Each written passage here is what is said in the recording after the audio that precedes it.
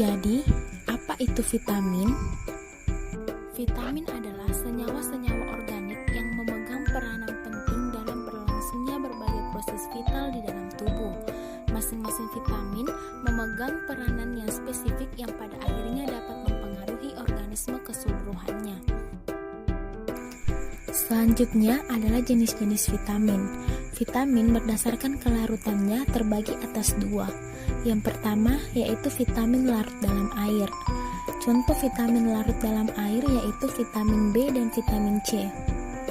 Vitamin yang larut dalam air disebut prakoenzim.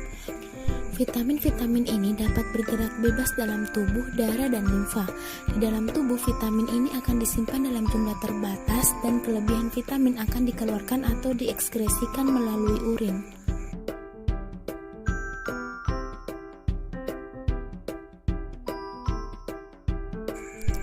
Jenis vitamin yang kedua adalah vitamin larut dalam lemak.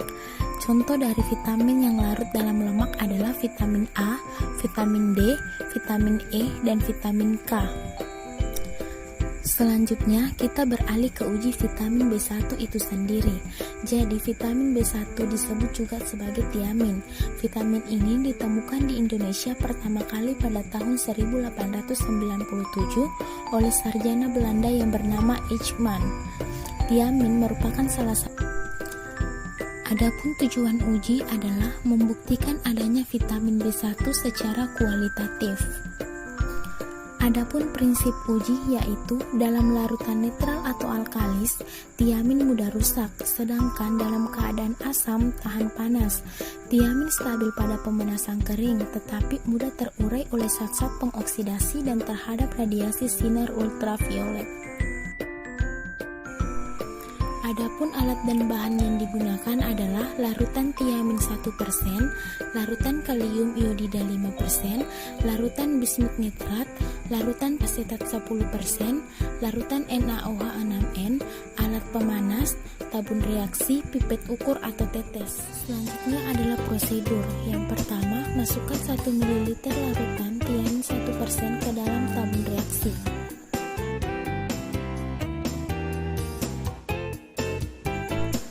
2. Tambahkan 1 ml larutan Pb asetat 10% dan 4,5 ml NaOH 6N. 3. Campurlah dengan baik, kemudian perhatikan timbulnya warna kuning yang terjadi.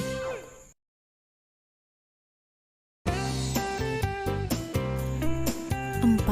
Selanjutnya, panaskan sehingga akan timbul endapan warna coklat hitam yang menandakan vitamin B1 positif.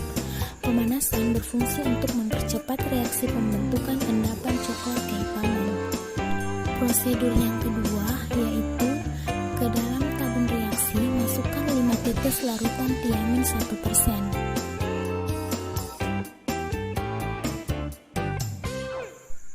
Kemudian, tambahkan 5 tetes larutan bismut nitrat, campurlah dengan baik.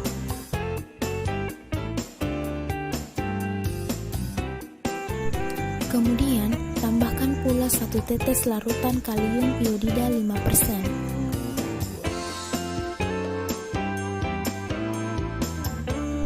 Kemudian, perhatikan perubahan warna yang terjadi. Timbulnya warna endapan memerah jingga berarti vitamin B1 positif.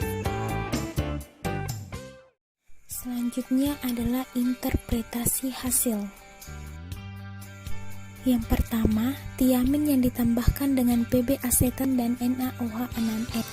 Dalam percobaan ini, larutan tiamin yang dicampurkan dengan Pb asetat 10% dan NaOH 6N agar dekomposisi tiamin melalui reaksi pertukaran basa yang melibatkan satu nukleofilik dan pemindahan gugus metilen dari bagian pirimidin sehingga menghasilkan warna kuning.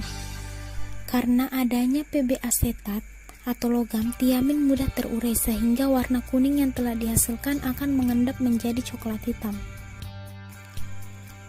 Yang kedua, tiamin ditambahkan dengan bismut nitrat dan kalium iodida. Pada percobaan yang menggunakan bismut nitrat merupakan logam yang berfungsi untuk memberikan endapan, kemudian ditambahkan kalium iodida yang bersifat asam agar tiamin stabil dan tidak mudah rusak. Setelah dicampurkan menghasilkan warna merah jingga sehingga membuktikan adanya vitamin B1 pada larutan tiamin. Ini adalah gambar dari hasil praktikum. Dapat kita lihat bahwa tiamin yang dicampurkan dengan PB asetat dan NaOH menghasilkan warna coklat kehitaman, dan tiamin yang dicampurkan dengan bismut nitrat dan kalium iodida menghasilkan warna merah jingga. Selanjutnya adalah kesimpulan. Berdasarkan percobaan yang telah dilakukan, larutan tiamin yang ditambahkan dengan PB asetat 10% dan NaOH 6N menghasilkan warna coklat kehitaman, dan larutan tiamin yang ditambahkan dengan bismut nitrat dan kalium iodida menghasilkan warna merah jingga. Maka dapat disimpulkan bahwa hasil praktikum telah sesuai dengan teori, yaitu vitamin B1 mudah terurai dengan zat-zat protoksidasi dan mudah diidentifikasi karena dalam suasana asam. Sekian mekanisme penentuan adanya vitamin B1 dari saya. Apabila ada kesalahan, mohon dimaafkan dan terima kasih.